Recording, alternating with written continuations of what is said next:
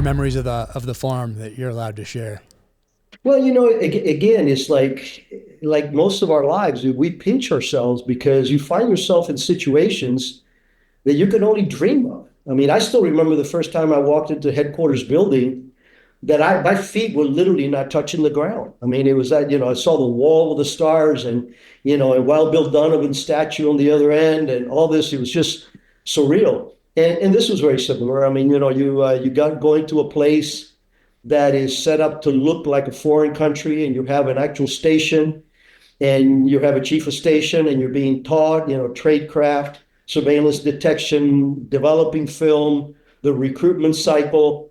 It was a very intense 4 months of direct training. I only had to do 4 months because the rest of the students had to go through the paramilitary side. I already had that, so I was able to get out of there in 4 months. Yeah, I love love all that stuff. And as you know, I was recently there at the headquarters building. We were texting about it, and it is just I haven't been there that many times, but the recent time was for a much different reason than the reasons I'd been there in the past, which have to do with filming the show. And they were so fantastic to us. And one of the public affairs officer took me through the museum. Just incredible to get that personal tour. I'll have to go back and spend a little more time there, but it's just amazing what the agency has done over all these years, and then the archives and the PhDs they have on staff to curate that history and make sure lessons aren't lost is a serious thing. Just that the numbers of people that they have working on that are significant, and seeing that wall and then looking in the book and seeing some of the names that I know, and then seeing some of those stars that don't have names attached, yet you know who they are. It's very powerful. It's incredibly powerful. It really is. The reason I wrote Black Ops, I never intended to be an author. That never crossed my mind. I wanted to be special military and James Bond, like that was my dream as a kid. But my boss, I wrote Code for Black was the first one that got me ding on writing a book. And then I met Annie Jacobson when she was doing Surprise Skill Vanish. She said my name kept popping up. And of course, she knew that I was friends with Billy Waugh. And she's the one that actually gave me the card of her agent and said, you got to write the book. And that's when it started. But the reason behind it was that I felt at that stage in my life that I had time to introspection, that I had a second debt of honor. My first debt of honor was to this country, and I tried to serve that for 50 years. But the second one was, out of those 141 stars, Jack, almost a third are post 9/11. That means those are people that you knew and that some that I sent into harm's way.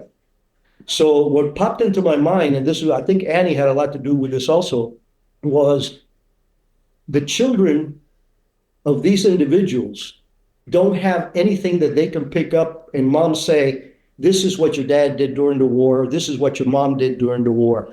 And that was the impetus for pulling the trigger on the book. I mean, it's such a huge thing. Just recently with writing the Beirut book and having so many people come up to me and James Scott on book tour and telling us, thank you for writing this. Thank you for telling this story. I didn't know what my dad really did there, those sorts of things. So thank you for preserving his memory. People would come with pictures of their father who they lost in that explosion, and would take pictures together with that. There were tears, there were hugs, but so powerful what a book can do to preserve those memories for people. It's I could conceptualize it before, but I never experienced it until the Beirut book and going on tour just a couple months ago. So important. My father lost his dad in World War II, so my grandfather killed off Okinawa in 1945, so he never knew his father. And there wasn't a Facebook back then where you could reach out to try to find someone who served with your dad to at least have a conversation or get a letter, or find out what he was like. Those that didn't exist back then. Now a little easier to find that stuff, but on the agency side, still much more difficult because so much of that stuff is still classified. Well, first of all, I got to thank you because you were kind enough to send me an advance copy that I read because you knew that I did time in Beirut. I was in and out of there for a little over a year. trying to make book of some bad guys. But Beirut has always been of interest to me because my first karate student, Billy San Pedro, was a Marine, and he got killed in the barracks there in '83. So that was always a score to be settled. I always wanted to go back and spank some of those guys, and I love the book. That's one of the best books I've seen on the topic. An incredible amount of research. I thoroughly enjoyed it. Thanks for that honor. Thank you. No, I appreciate that.